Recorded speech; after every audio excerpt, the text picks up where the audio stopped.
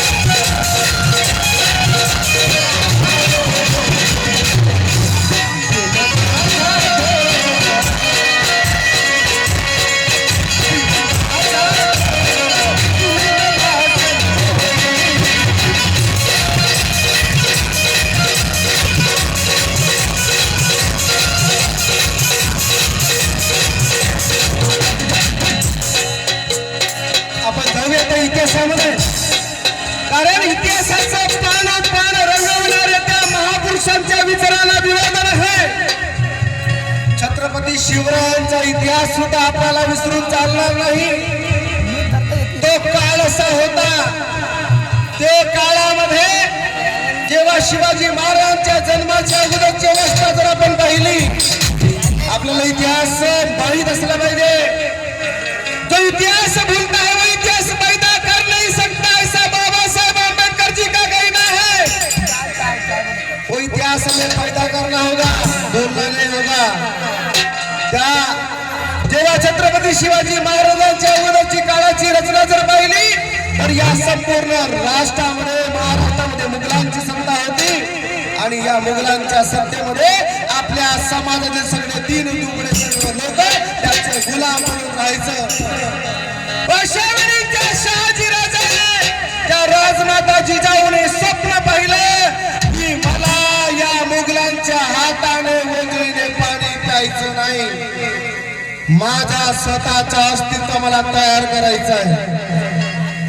मग मला माझा अस्तित्व तयार करताना काय करावं लागेल? तो काळ होता त्या काळामध्ये लढाई करण्याशिवाय दुसरा मार्ग नव्हता. मग लढाई करणार कोण? त्या स्वराज्य जननीने स्वप्न पाहिलं की माझ्या गर्भामध्ये जे बाळ आता वाढणार आहे ना, तोच खरा स्वराज्याचा संस्थापक. आणि तो दिवस उजाडला 19 फेब्रुवारीला.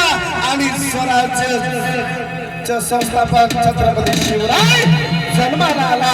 आणि त्या अगोदरची या ठिकाणी इतिहास मी माझ्या लेखनातून, माझ्या गीतातून या ठिकाणी मांडण्याचा प्रयत्न करतो. राजमाता जिजाऊला मला मनाचं वाटतं. हो स्वप्न पाहिले स्वराज्याचे जननीचे नंदाचे,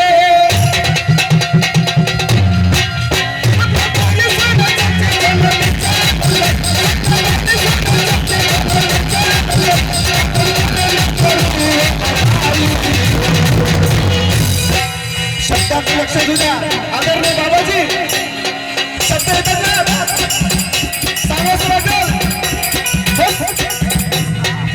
हो स्वप्न पाहिले स्वराज्याचे जननीचे नंदाचे, स्वप्न पाहिले स्वराज्याचे जननीचे नंदाचे,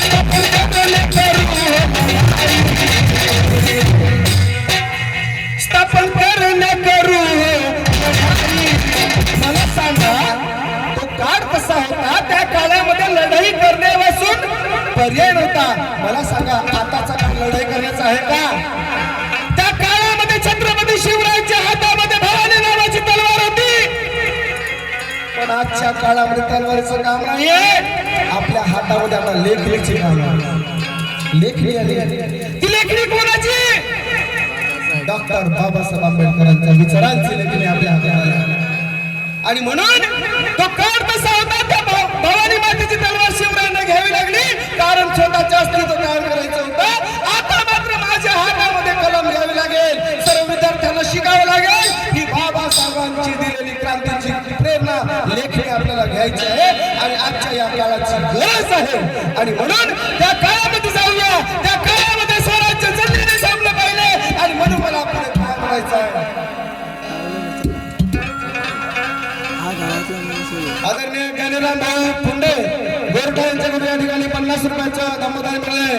खरोखर भाऊंचं सुद्धा म्हणणं आहे त्या काळात जाऊया. संपूर्ण सर्वांनी या ठिकाणी शब्दाकडे लक्ष सुद्धा हो स्वप्न पाहिले स्वराज्याचे जनतेचे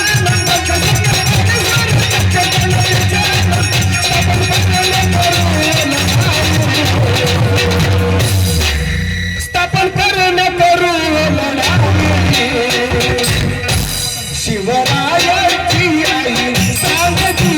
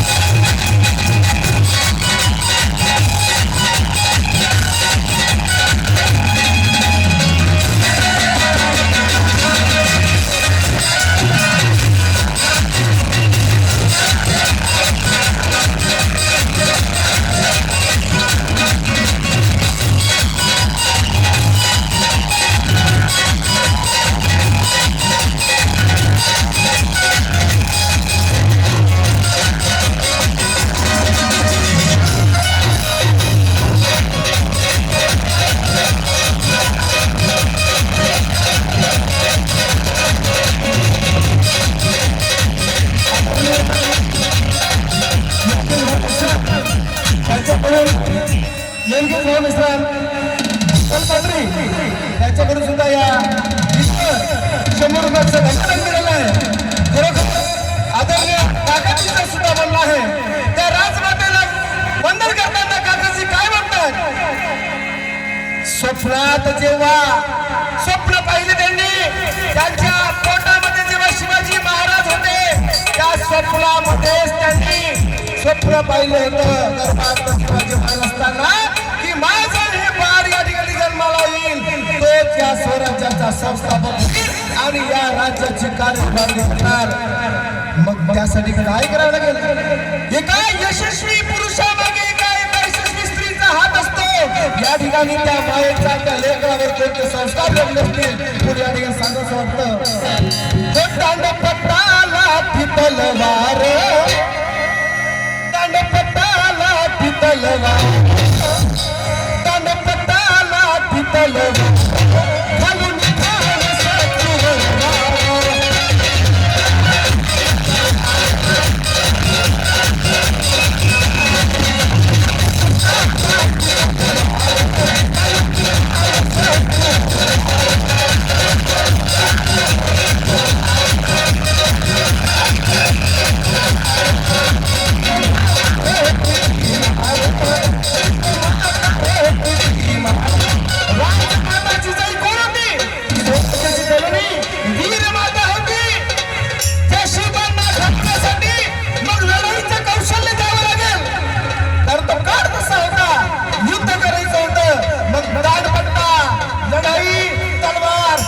शत्रूवर घाव कसा मारायचा याचं सर्वस्व युद्धाचे तंत्र त्या माय मातेने दिला.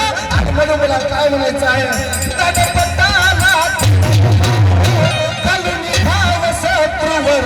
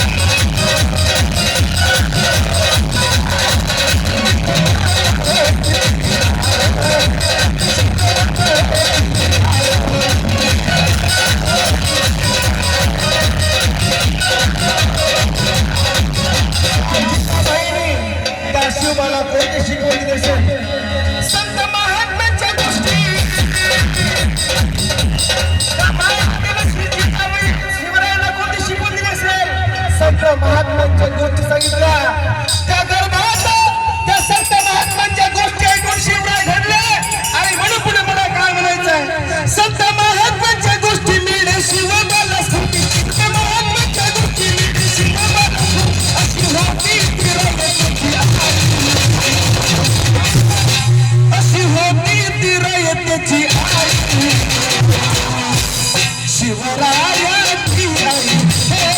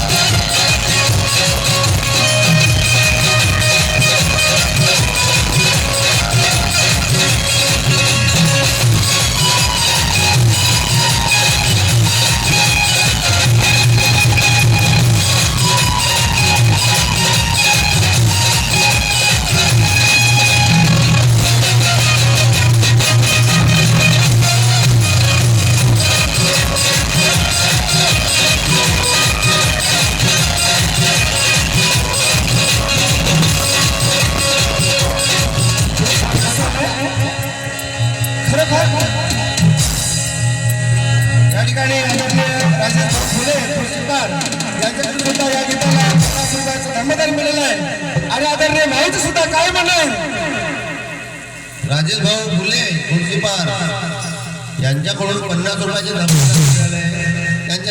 त्यांच्यासाठी 2 शब्द.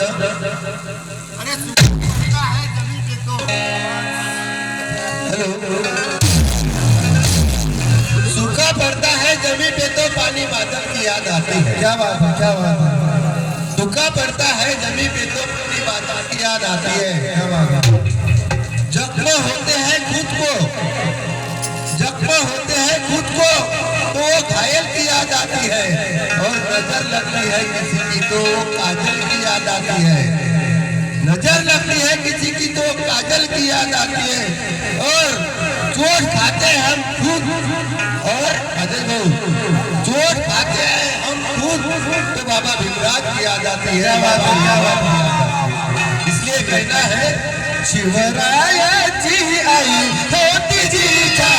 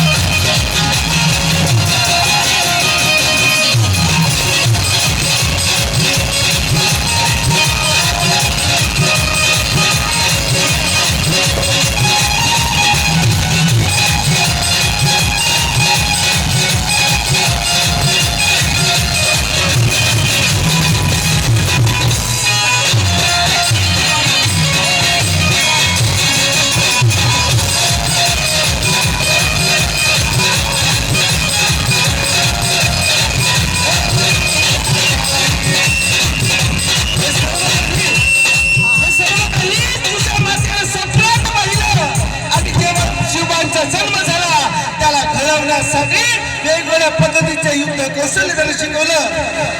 बाळशिवा जेव्हा लहान होते हळूहळू मोठे होऊ लागले. त्याचे गुरु वेगवेगळ्या प्रकारच्या शिकवणी त्या ठिकाणी आल्या. पुढे सांगावं असं वाटेल त्यांच्या